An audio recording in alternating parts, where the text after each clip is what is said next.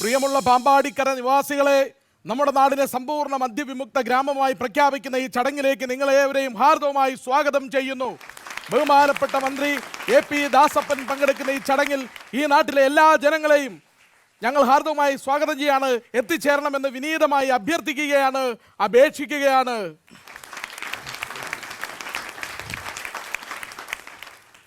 പ്രിയമുള്ളവരെ, വളരെ റിസ്ക് എടുത്താണ് ഞങ്ങൾ ഇങ്ങനെ ഒരു ചടങ്ങ് ഇവിടെ സംഘടിപ്പിച്ചത്. ഞങ്ങൾ മാത്രമല്ല, നിങ്ങളെല്ലാവരും ഇതിനകത്ത് പങ്കാളികളാകണം. നമ്മുടെ നാടിനെ നമുക്ക് സമ്പൂർണ്ണ മദ്യവിമുക്ത ഗ്രാമമായി പ്രഖ്യാപിക്കുന്ന ഈ വേള അടിച്ചു പൊളിക്കണം. എല്ലാവരും റെഡിയല്ലേ? Okay okay okay. അതെ, ആൾക്കാർ ബോറടിക്കും, മന്ത്രി വരാൻ താമസിക്കും. ഒരു പാട്ടിട്ടേരെ, ചുമ്മാ രസം.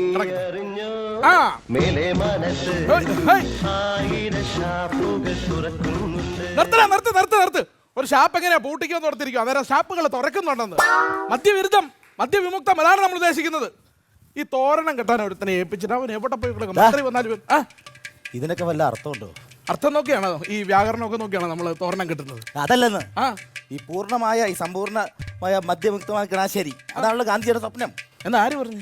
ഇന്നസെന്റ് കേറി വരുമ്പോഴേ ഊളക്കോമഡി പറയാതടാ. ഊളക്കോമഡി പറഞ്ഞല്ല, പിന്നെ ഇന്ന് രാവിലെ ഉണ്ടായിരുന്നു മനസ്സിലാക്കുന്ന സിനിമ. അതിനകത്തെന്താ? ഇങ്ങനത്തെ ഒരു ഫംഗ്ഷൻ നടക്കുമ്പോൾ ഇന്നസെന്റ് വെള്ളം അടിച്ചു വന്ന് അലമ്പുണ്ടാക്കുന്നുണ്ടോ നീ? ഉണ്ട്. അതുപോലെ നമ്മളെ മോനായ എങ്ങനെ വെള്ളം അടിച്ചു വിടുന്ന അലമ്പുണ്ടാക്കുന്ന എന്റെ പേടി. മോനായുടെ കാര്യത്തിൽ നീ പേടിക്കണ്ട. ഞാൻ നമ്മുടെ സദാശിവന്റെ ഒരു ലിറ്ററിനുള്ള പൈസ കൊടുത്ത് വിട്ടിട്ടുണ്ട്. അവൻ അവിടെ കൊണ്ടുപോയി ബോധം കെടുത്തി കിടത്തിക്കോളൂ. ഉറപ്പാണോ? അവനും കൂടി കള്ളൂടി കെടുത്തിയാലേ നമുക്ക് ഈ സമ്പൂർണ്ണ മദ്യവിമുക്ത ഗ്രാമമാക്കി പാമ്പാടിക്കരെ മാറ്റാൻ പറ്റും. അതുകൊണ്ടാണ്. നടക്കുവോ? അവൻ കള്ളൂടി നിർത്തുവോ? ഉറപ്പാലേ?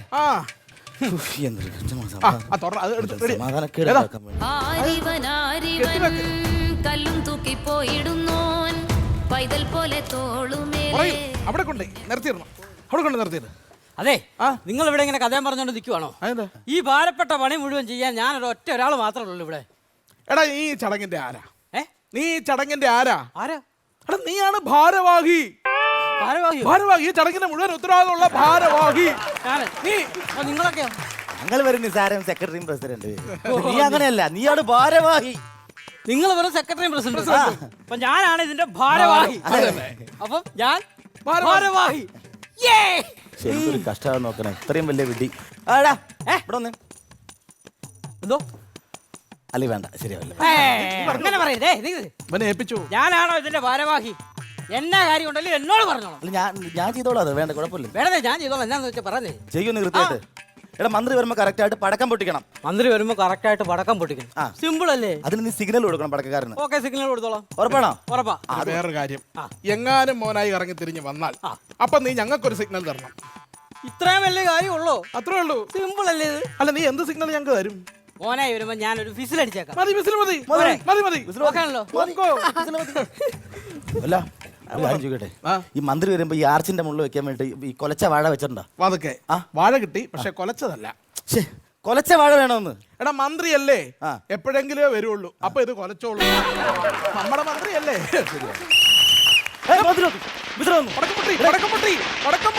പ്രിയമുള്ളവരെ, നമ്മളെ ഒരു ആകാംക്ഷയുടെ കാത്തിരുന്ന് നമ്മുടെ ബഹുമാനപ്പെട്ട മന്ത്രി ഇവിടെ എത്തിച്ചേർന്നിട്ടുണ്ട്. എന്ത് പറ്റി? മന്ത്രി വന്നില്ല. പിന്നെ എന്തിനാണ് ഈ പടക്കം പൊട്ടിച്ചത്? അത് അവന്മാര് സിഗ്നൽ തെറ്റിച്ചല്ലേ. അവന്മാർക്ക് നീ എന്ത് സിഗ്നലാ കൊടുത്തത്? അവന്മാരോട് ഞാൻ വിസിലടിക്കാന്നാ പറഞ്ഞത്. എടാ, മോനായി വരുമ്പോ നീ വിസിലടിക്കാന്ന് ഞങ്ങളോട് പറഞ്ഞത്. മോനായി വരുമ്പോഴും വിസിലടിക്കാന്നാ ഞാൻ പറഞ്ഞത്. നീ എന്ത് മണ്ടത്തിലാണ് കാണിച്ചത്? രണ്ടുപേർക്ക് ഒരു സിഗ്നൽ കൊടുക്കാവോ? അയ്യോ, എന്നെ അങ്ങനെ ഒരു മണ്ടരായിട്ടൊന്നും നിങ്ങൾ കാണാ. എന്റെ ഒരു ചെറിയ പ്ലാനിങ് അല്ലായിരുന്നു. പ്ലാനിങ്ങോ? ഇത് കണ്ടോ? എന്ത്? Red whistle, blue whistle. മോനായി വരുമ്പോൾ ഞാൻ ഈ റെഡ് വിസിൽ അടിക്കാമെന്നാണ് ഞാൻ പ്ലാൻ ചെയ്തത്. നീ പ്ലാൻ ചെയ്തത്? മന്ത്രി വരുമ്പോഴത്തേക്ക് ഈ വിസിൽ അടിക്കാമെന്നാണ് ഞാൻ പ്ലാൻ ചെയ്തിരുന്നത്. മോനായി വന്നു, ഞാൻ റെഡ് വിസിൽ അടിച്ചു. അപ്പൊ അവന്മാര് പടക്കം പൊട്ടിച്ചു. ഞാനാണോ തെറ്റ് ചെയ്തത്? സിഗ്നൽ തെറ്റിച്ച അവരല്ലേ. 10 പൈസ തരത്തില്ല. ഏത് നിമിഷം മോനായി ഇങ്ങോട്ട് കേടി വരും. ഒരു കാരണവശാലും ഈ സ്റ്റേജിലോട്ട് കയറ്റരുത്. മോനായി വന്നാലാണ് നീ സിഗ്നൽ അടിച്ചത്. അപ്പൊ അവനെ കയറ്റരുത്. എന്റെ നെഞ്ചത്ത് ചവിട്ടിയിട്ട് അവന് കയറാൻ പറ്റൂ.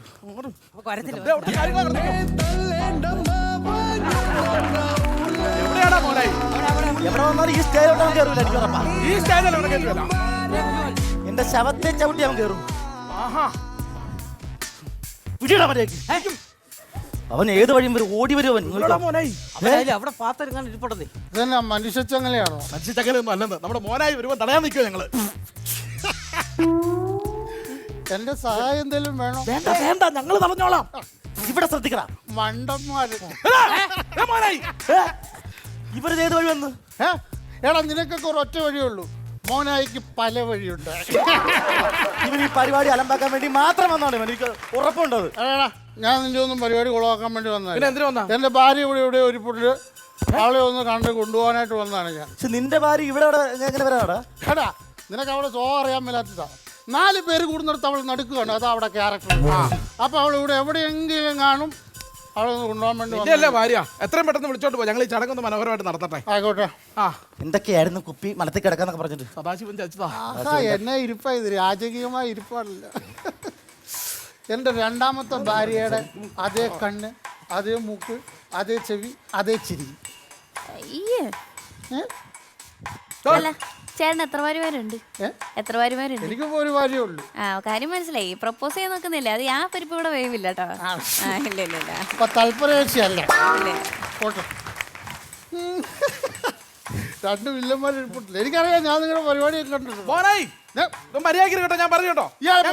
ഞങ്ങൾ തമ്മിൽ സംസാരിക്കാം. കണ്ടുപോലെ ഞാൻ പറഞ്ഞേക്കാം.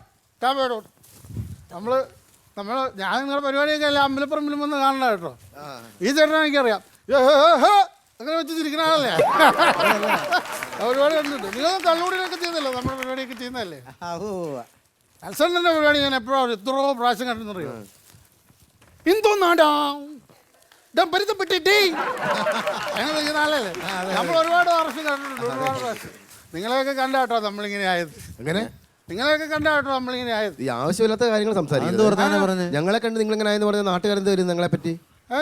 ഞങ്ങൾ കാണിക്കുന്നത് ഞങ്ങൾ കളുടിയും കാണിച്ചിട്ട് ഇങ്ങനെ പിന്നെ ഹീറോ ആയി നിൽക്കുന്നതൊന്നുമല്ല. അടികൊണ്ട് താഴെ വീഴുന്നതും സമൂഹത്തിന് മുന്നിൽ തെറ്റുകാരാവുന്ന രീതിയാണ് ഞങ്ങൾ അഭിനയിക്കണം. അല്ലാണ്ട് നിങ്ങളെ പോലെ ജീവിതത്തിൽ അഭിനയിക്കാറില്ല. നിങ്ങൾ എന്തിനാ അനുകരിക്കുന്നത്? എന്തിനാണ്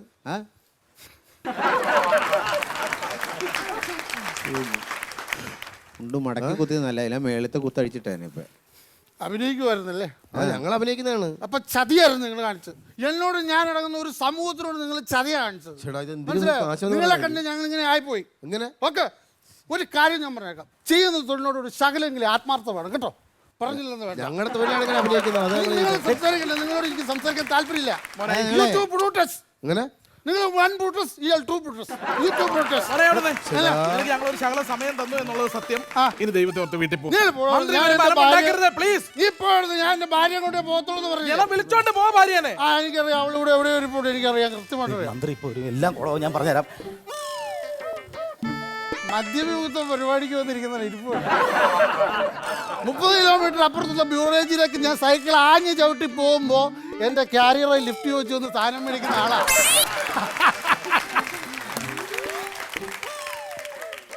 ചിരിക്കണ്ട, ഇതിനെ പിഴിഞ്ഞാൽ കിട്ടും 4 അർത്ഥം.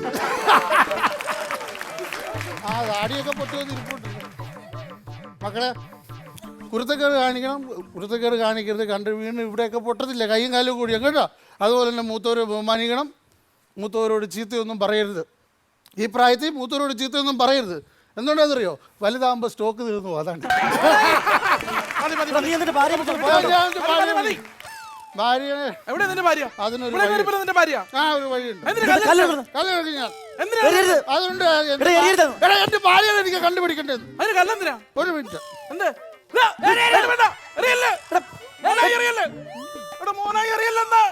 മോനായി എനിക്ക് വയ്യ.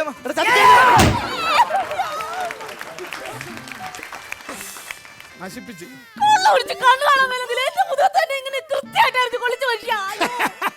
എനിക്ക് കള്ളു കുടിക്കുമ്പോ കണ്ണ് കാണാൻ മേലുന്നുള്ളൂ, പക്ഷെ എന്റെ ഉന്നം കറക്റ്റ് ആയിരുന്നു.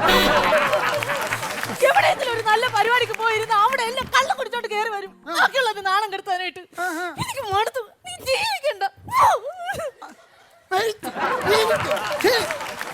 ഇത് കിടന്ന് കാണിക്കുമ്പോ അവിടെ ചെവിയെ കിടന്ന് തൂങ്ങുന്ന ആ ജിമിക്കുണ്ടോ, അത് ഞാൻ കുടിച്ചിട്ടിട്ട കുപ്പിക്ക് വിറ്റിട്ടുണ്ടാക്കിയ കാശുകൊണ്ട് മേടിച്ചിട്ട സാധനമാണ്.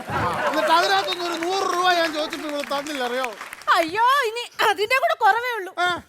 ഒരു 10 രൂപ എവിടെയെങ്കിലും കൊണ്ടുവച്ച 1 രൂപ എടുത്തോണ്ട് പോകും. മുളക് പാട്ട വെക്കാൻ പറ്റത്തില്ല, മല്ലിപ്പാട്ട വെക്കാൻ പറ്റത്തില്ല, അരിപ്പാട്ട വെക്കാൻ പറ്റത്തില്ല, എന്തിനേറെ പറയുന്നു ബ്ലൗസിനകത്ത് പോലും വെക്കാൻ പറ്റത്തില്ല. എടുത്തോണ്ട് പോകും. ഒരു മിനിറ്റ്, ആദ്യം പറഞ്ഞ 3 പാട്ടയുടെ കാര്യം ഓക്കെ, ഞാൻ സമ്മതിക്കുന്നു, എന്റെ തെറ്റാണ്. ലാസ്റ്റ് പറഞ്ഞ സ്ഥലത്തൊന്നും പൈസ എടുക്കുന്ന ആരാന്ന് എനിക്കറിയണം. എന്റെ മോനായി വീട്ടിൽ പോയി കിടന്ന് ബലം ഉണ്ടാക്കുക. നിങ്ങളുടെ സംശയമൊക്കെ വീട്ടിലാകാൻ പാടില്ലേ? അന്ന് തുടങ്ങിയ സംശയം കല്യാണം കഴിഞ്ഞ അന്ന് തൊട്ട് തുടങ്ങിയ സംശയമൊക്കെ എന്നെ മുടി നീ അങ്ങനെ പറയരുത്, ഞാൻ പറയും അങ്ങനെ പറയരുത്. ഞാൻ പറയും അങ്ങനെ കല്യാണം പറയരുത്. കഴിഞ്ഞ അന്ന് തൊട്ട് ഇയാൾക്ക് എന്നെ മുടിഞ്ഞ സംശയമാണ് സംശയമാണ് സംശയമാണ്. സുജാത, നീ അങ്ങനെ പറയല്ലേ. എന്താ പറഞ്ഞ എനിക്ക് കല്യാണത്തിന് മുമ്പും നിന്നെ സംശയം ഉണ്ടായിരുന്നു. അല്ല പിന്നെ ഒരു കാര്യം ആലോചിക്കണം. അല്ല പിന്നെ വെള്ളപ്പൊക്ക ദുരിതാശ്വാസ ക്യാമ്പിൽ വെറും അരമണിക്കൂർ മാത്രം കണ്ടപ്പോ ഞാൻ ഇങ്ങനെ കാണിച്ചപ്പോ എന്റെ കൂടെ ഇറങ്ങി പോയതേ ഇവള്. അപ്പൊ ഇവളെ സംശയിക്കണ്ടേ? വെള്ളപ്പൊക്കത്തിന്റെ ദുരിതം കാരണം ഇയാടെ കൂടെ ഇറങ്ങിപ്പോയതാ.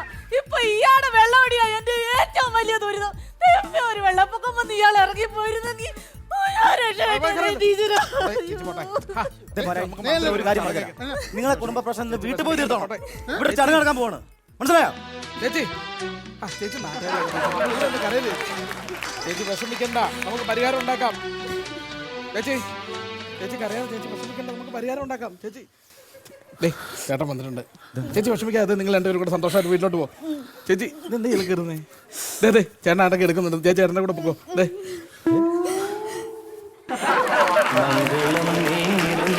ഇതെന്താ ഇതിൽ കാണിക്കുന്നത്?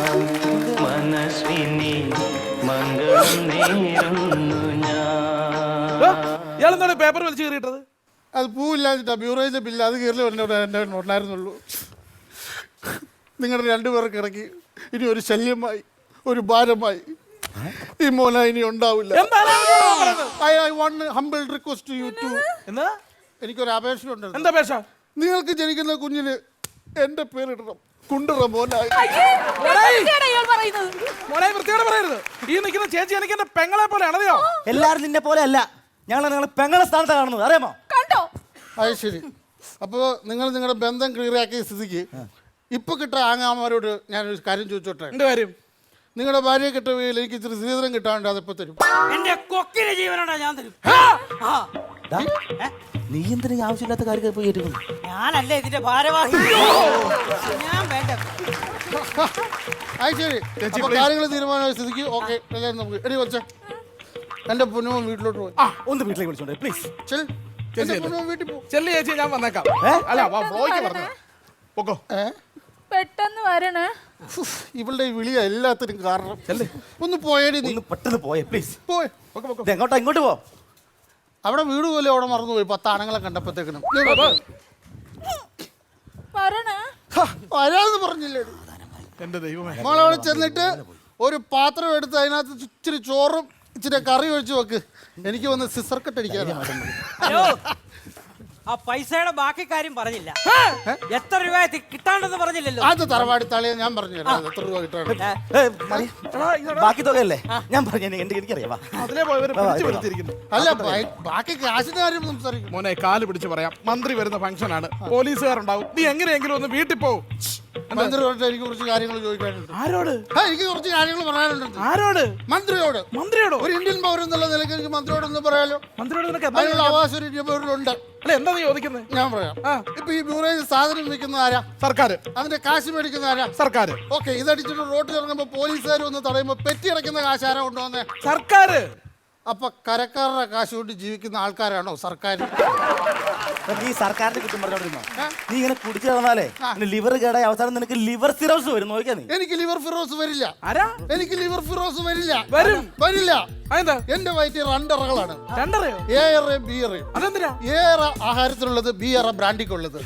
അതുകൊണ്ട് ഒരെണ്ണം പോയാലും മറ്റത് വെച്ച് ഞാൻ അഡ്ജസ്റ്റ് ചെയ്ത് കയറും. നീ പോയിക്കോ, ഞാൻ പറഞ്ഞുതരാം. നീ അടി പേടിക്കുവിടുന്നു. ഇവിടെ കുറച്ച് മാന്യന്മാർ നിൽക്കുന്ന സ്റ്റേജാണത്, മനസ്സിലായോ? സ്റ്റേജ് മാത്രമല്ല, ഓഡിയൻസിലും എല്ലാം മാന്യന്മാരുണ്ട്. അതുകൊണ്ട് എന്ത് ഈ മാനിന്റെ നെറ്റിയിൽ ഒരു പാട് കണ്ടു. ഒന്ന് കാണിച്ചു കൊടുത്താടാ നല്ല വൃത്തിക്ക്. അല്ല, അത് ഞാൻ കണ്ടു. എന്നാ പറ്റിയാന്നറിയോ? ഇല്ല. വട്ടപ്പാറ അമ്മയുടെ മുറ്റത്ത് മൂക്ക് കുത്തി വീണതാ. തോന്നിയാസം പറയരുത്. രാത്രി ഞാൻ റോട്ടിൽ കൂടെ ഓടുമ്പോൾ പോസ്റ്റിലടിച്ചാണത്. അതാണ് നിനക്ക് തെറ്റുപറ്റിയത്. നീ ഇടിച്ചത് പോസ്റ്റിലല്ല, എന്നെയാ. ഇരുട്ടത്ത് ഞാൻ നിൽപ്പുണ്ടായിരുന്നു. ഇരുട്ടായതുകൊണ്ട് നീ എന്നെ കണ്ടില്ല, പക്ഷെ ഞാൻ നിന്നെ കണ്ടു. എടാ, എനിക്കൊരു സംശയം. ഈ രാത്രി 12 മണിക്ക് നീ എന്തിനാടാ വട്ടപ്പാറ അമ്മണിയുടെ വീട്ടിൽ പോയത്? ഞാൻ ഈ ഫംഗ്ഷൻ ക്ഷണിക്കാൻ പോയി. രാത്രി 12 മണിക്കോ? അത് പിന്നെ ആളൊഴിഞ്ഞ സമയത്തല്ലേ എനിക്ക് പോയി ക്ഷണിക്കാൻ പറ്റും. അതാണ് ആളൊഴിയാൻ കാത്തുന്നപ്പോ രാത്രി 12 മണി. അത് എന്റെ കുറ്റമല്ല. അതെ അതെ, ഇവന്റെ കുറ്റമല്ല കേട്ടോ. രാത്രി 12 മണിക്ക് അമ്മണി ഇവന്റെ ക്ഷണം സ്വീകരിക്കാൻ പാടില്ലായിരുന്നു. അതാണ് അല്ലാതെ ഞാനൊരു കാര്യം ചോട്ടെ, രാത്രി 12 മണിക്ക് താൻ എന്തിനാ അവിടെ പോയത്?